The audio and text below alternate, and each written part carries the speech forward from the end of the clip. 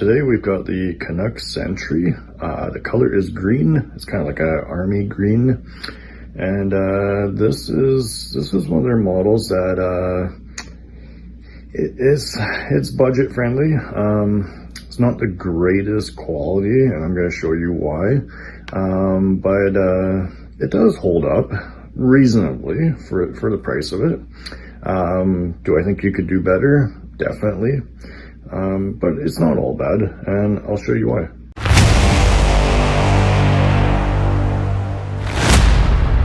Alright, so this is the box that it comes in, and the box does not say anything on it. It's just a white box, very plain white box, very cheap. Opening up the box, the tool itself will come wrapped in plastic. I've got the plastic right there. Other than that, just some cushions. It sits on a nice little foam pad here. It's quite nice. The only thing you actually get with this tool is a nice little plastic box here that has the chokes in it. So it comes with some choke options, and it also comes with a tool for the choke. So yeah, so you got those chokes, comes with a tool, and it actually also comes with a muzzle brake. I don't know if I can show you that. I believe I put it on another one because it was too nice for this one.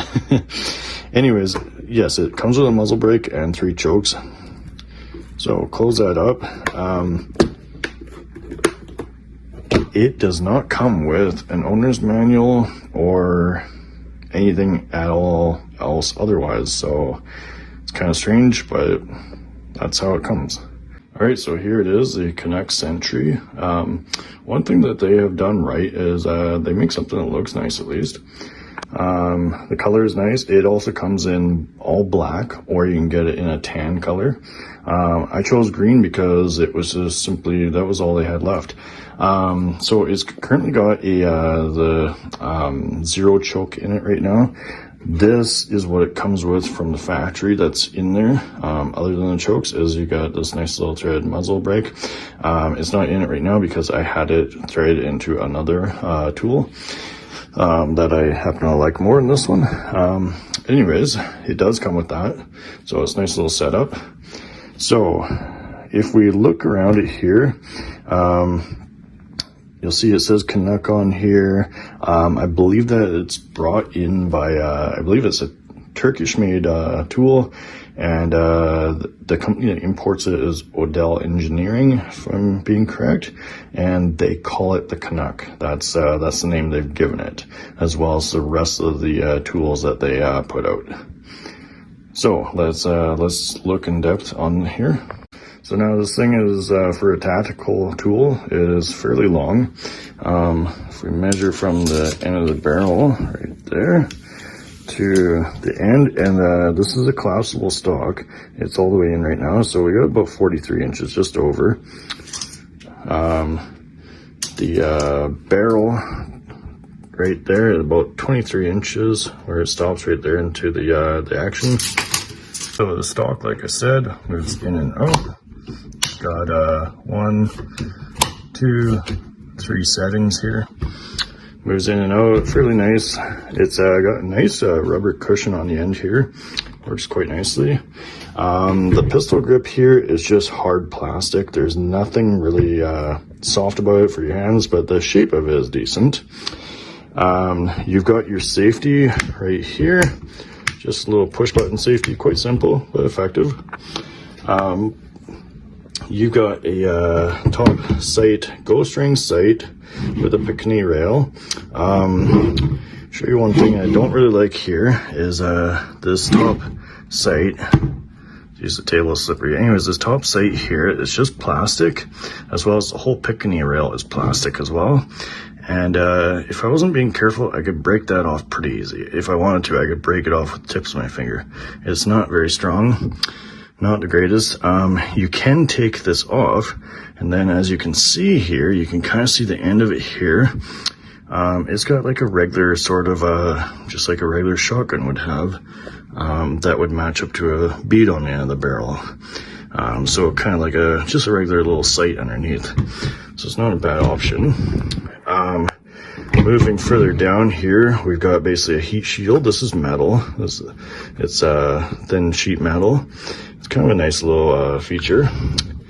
The very end here, we've got the sight here, and if I touch it here, it's just plastic. It's not the most durable feeling. It's just plastic, but it's effective. It works nicely. You can see the marks right here. During that duration of 300 slugs, this being cheap and I thought it was tight, it moved down on its own. I don't see anything else that moved, but that moved down on its own, and it's a very quick, easy fix. But I wanted to show you guys, without fixing it, what it had done, just so you can see there's nothing to hide. So now moving down here, you've got the pump here. This is all plastic, all one piece. It's got the picnic rail built into it. Like I said, it's all plastic. It feels durable. It holds 8 shells in here, 8 3-inch shells, and then 1 in the chamber, so 9 in total. So that's kind of nice, but it's like, I mean, the length of it, that's what you would expect. So pretty standard for the length of it. But yeah, it does hold a fair bit of shells and a tactical platform, so it's kind of a nice feature that way. I'll show you guys the action of it in just a minute. While you're pumping, if you want to just pump without getting ready to fire around, there's a button right here. You can push on the button, it releases the pump, so you can just keep pumping.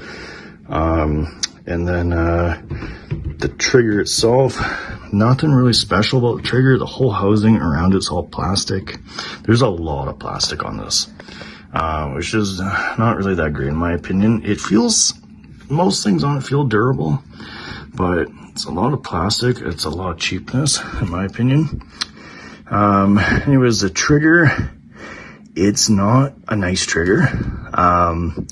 It feels gritty.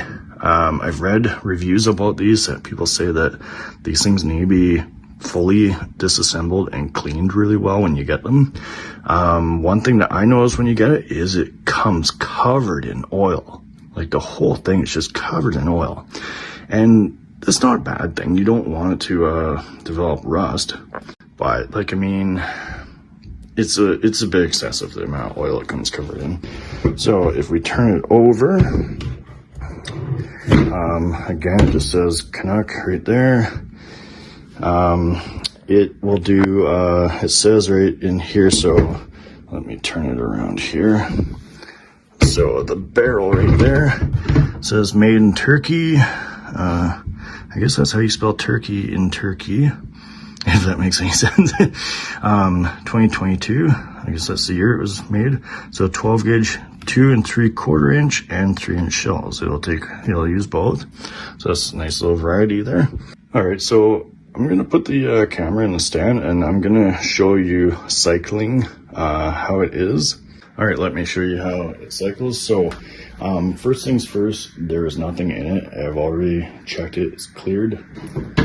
So we'll check it here. So it sounds fine, nice and crisp. So I'm gonna use the button on the bottom here and I'm just gonna cycle it back and forth. So it's fairly stiff to move. It gets kind of stuck at certain spots.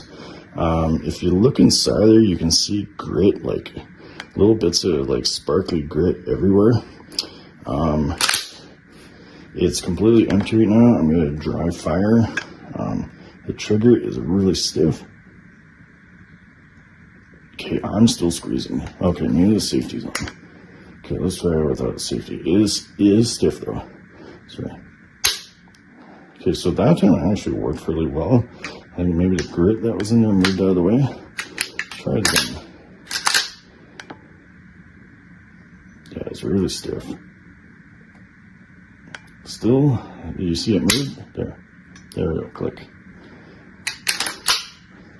So, it has, like, I mean, it's not a bad feel, but it's not it feels tight, but it's not smooth. And yeah, it's like, I mean, I just wiped my thumb in there, and I don't know if you can see it on there in my thumb. There's grit right there. So if you're buying one of these, you're gonna need to clean it, which is pretty unfortunate. So now, I know I've said a fair bit that I don't like about it, and it's just being honest, but we put 300 rounds through it at the range of all slugs, so all high velocity, at least 1400 feet per second, I would assume, with the slugs. And it was multiple different people trying it out, being put down on the table, lifted up, put down on the table, lifted up multiple times, right? And I have to say, it handled everything other than the end piece there moving. Yeah, other than the end piece moving, which is an easy fix, it just kept going and going and going, and it did not stop. It did not have any issues like that. So for a cheaper option, yes, I think you could do better. I think you could pick up something that's of better quality, but it's not a horrible option either. There are some nice things about it, and like, I mean, the price is right. Thanks for watching.